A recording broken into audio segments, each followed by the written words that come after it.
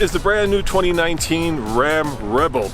But since this is TFL Off-Road, we're not reviewing the truck, but come on with me, I'll show you what we're reviewing, something that's actually perhaps even newer.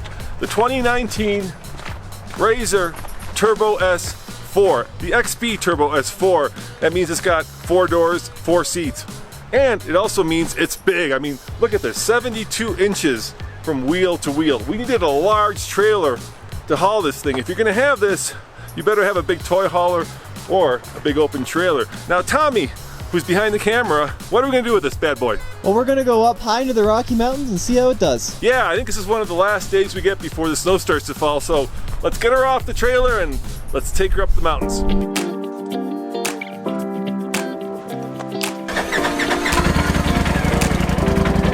Here she goes.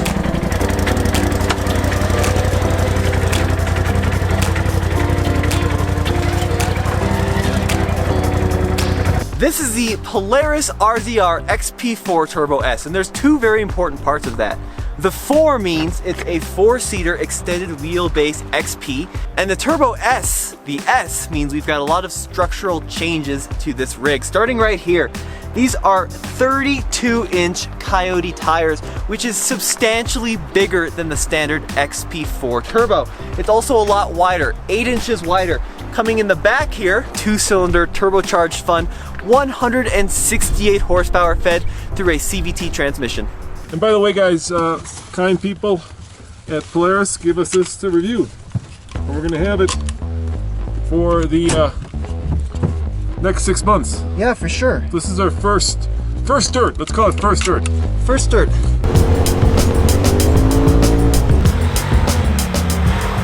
Okay, so we're going up to Warden Gulch, which is above Montezuma. We've actually tried taking some trucks up there, but it's first of all, it's a pretty gnarly trail, but it's also pretty narrow.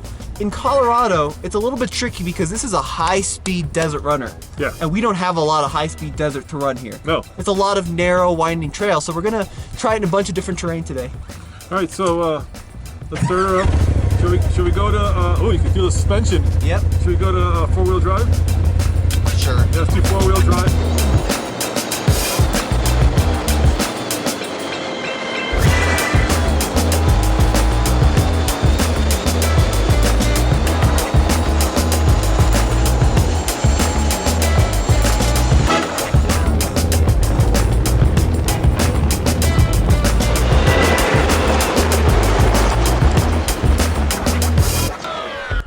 This suspension just, this is a cliche, but it's absolutely true, just soaks up the bumps like they're not there. You really don't even worry about going over them. In a regular ATV or even an old school side-by-side, right? Yeah. You have a lot of suspension travel, but at the same time, a lot of that dampening happens at the cost of your body, right?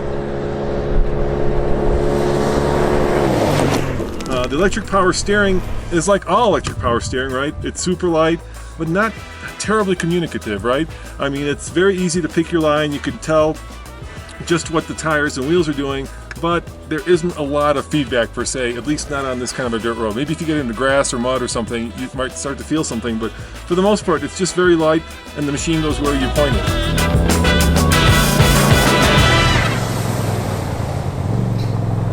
Now you're probably wondering how much this bad boy cost. Well, it was just debuted and it's just a little bit north of $30,000, and that's as it sits. That doesn't include, of course, all the optional accessories that you can get for it, like a windshield, a winch, or the thing that we probably should have, but we don't have at this point, a spare tire, Tommy.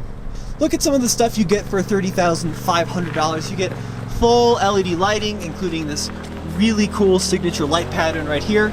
On the interior, we've got 4-point harnesses, we have specially designed bucket seats, we have a Sparco steering wheel, electric power steering, we even have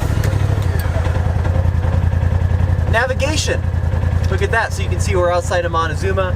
Here's our gauge cluster. These are 3-inch in diameter, internal bypass, live valve, electronically controlled dampening shocks. Incredible amount of technology in the suspension in this beast.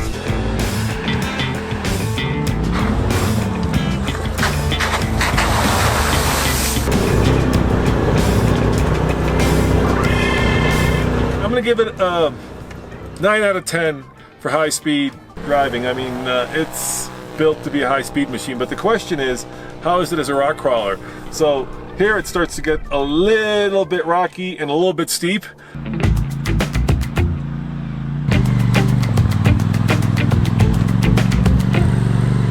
I feel like there's nothing here that this RZR can't handle. I'm gonna go up and over the harder way here because I think this can do it easily. The harder rock,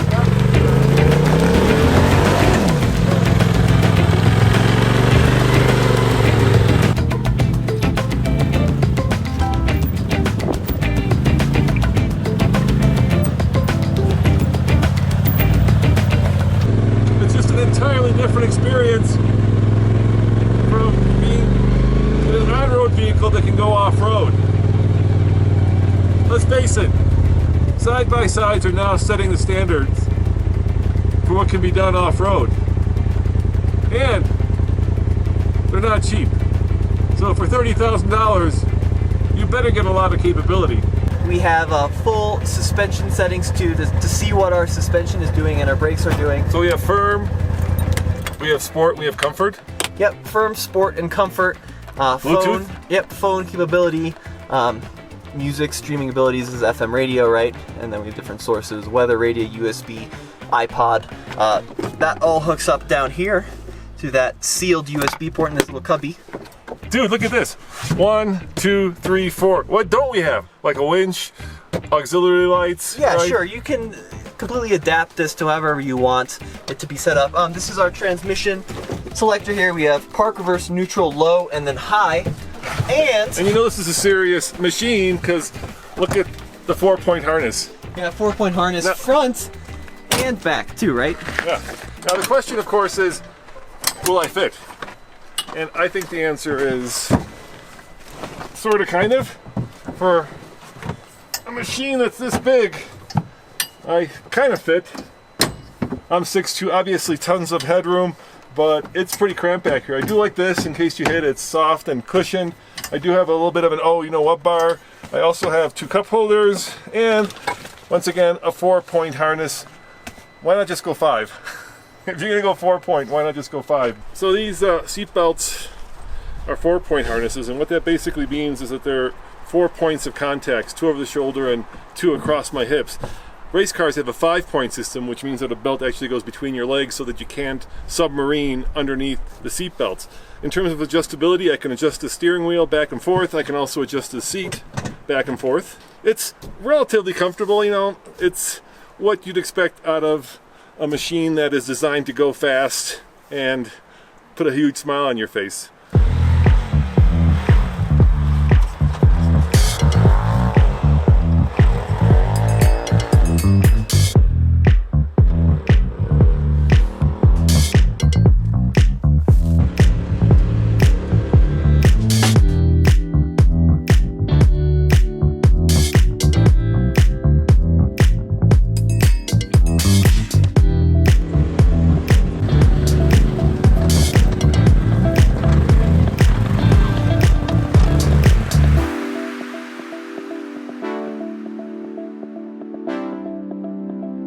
Here's my good, bad, and weird on this new RZR. First of all, let's start with the good, and the good is really good. It has to do with really 2 things. The dynamics suspension is mind-blowing. I've never been in something this off-road worthy and yet this comfortable to ride in. The other good thing is, of course, the ground clearance. 16 inches, man, you don't worry about going over rocks. You just fly over them and not worry about what happens, especially when you combine that with how light this is. All right, the bad, and there's 2 really bad things. First of all, there's a lot of pokey corners when you get in the cabin. I've already done a job on my knee getting out of it. It's not, well, it's not the most ergonomically, ideally designed vehicle. Let's leave it at that. And the other bad thing is right here, and that's this shifter. It'll tell you what gear you're in, but it's very imprecise. Sometimes I think I'm in reverse, but I'm in neutral. Sometimes I'm in high when I think I'm in low. It just feels like something that isn't ready for prime time. And of course the weird, the name. I've been struggling all day with the name of this thing. It's just so long. I know that they keep adding stuff to it, so they want to make sure there's a 4 and an S and a turbo and an RZR, but why don't you call it something simple like the RZR Turbo? Where do we go when everything feels like it just stays the same? Where do we go from here when everything is said and done? You know what, Tommy? I feel like even though it's only our first drive, we got to give it a little bit of a challenge. This is a pretty steep hill right here. Yep. What do you say I come up it, see if it scrambles up? I would say, what would you say that is? That's at least 25 degrees. 25, 30 degrees. I'm not worried about the hill. I'm worried about the metal that's scattered around. I'll avoid the metal.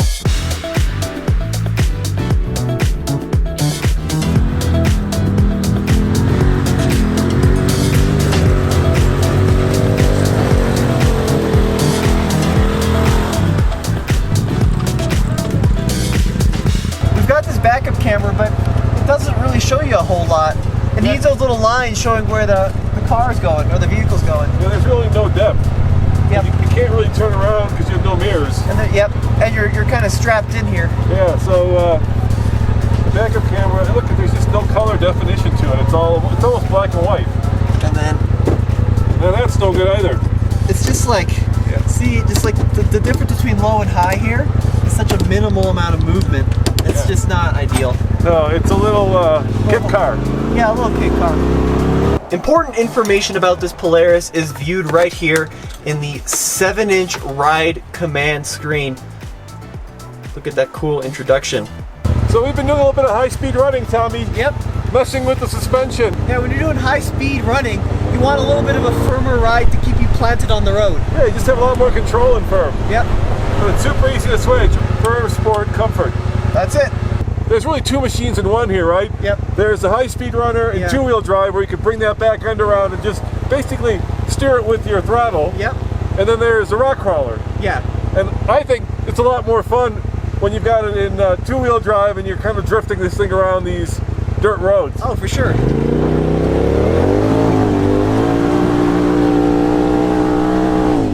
So let's talk numbers, guys. Back here in the cargo area, you can't put a person, but you can get up to 300 pounds of cargo capacity. Now, that's about 136 kilograms for all you Canadians. And the entire machine can hold a maximum of 740 pounds, that's its payload, or about 336 kilograms. And let me show you one of the more thoughtful features under the hood. There it is, right there. There is your air filter so that you can easily get at it, because of course you're using this in most likely dusty and dirty places. You also have your oil filler cap and of course your spark plug. So the important stuff that you need to get to on a regular basis is right there and easy to get to. This is not one you're going to go tow with. You could tow people out with it, but you're certainly not going to go, well, I wouldn't tow with it. What I want to emphasize though is just how many structural changes there are when compared to the standard XP4 Turbo. I mean, those are the same size tires that you get on a Wrangler. I know, it's crazy, and 15-inch aluminum wheel as well. We appear to have come up to a vehicle. King of the road here. Oh, it's a lifted Cherokee. Smells like a Cherokee. Yeah.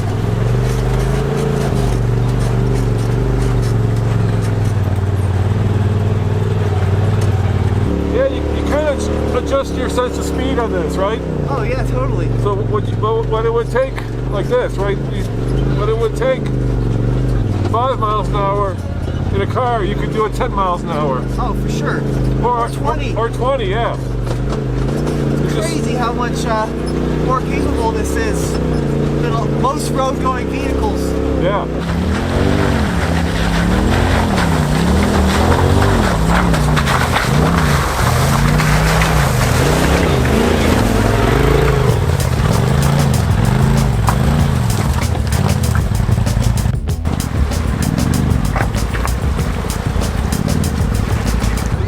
Here shows you where the trail is.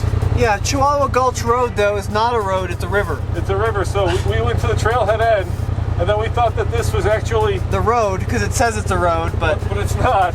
But look, you can see where we've been today. We've gone pretty far. We started down here in Peru Creek and wiggled our way all around. And it's pretty cool that it shows you all the trails.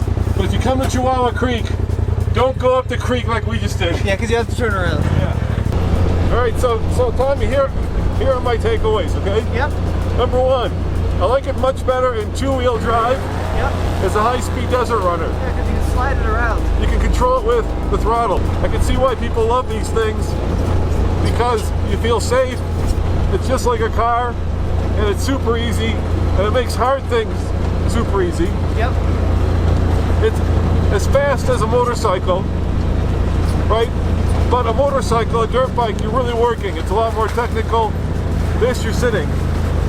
I think my takeaway is twofold. Yeah. One, the adaptive suspension, you can absolutely feel a difference between firm and sport and comfort. Yeah. And number two is, I never understood why this was $30,000. Yeah. And now I totally understand. Yeah. Because there's so much tech and off-road worthiness built in.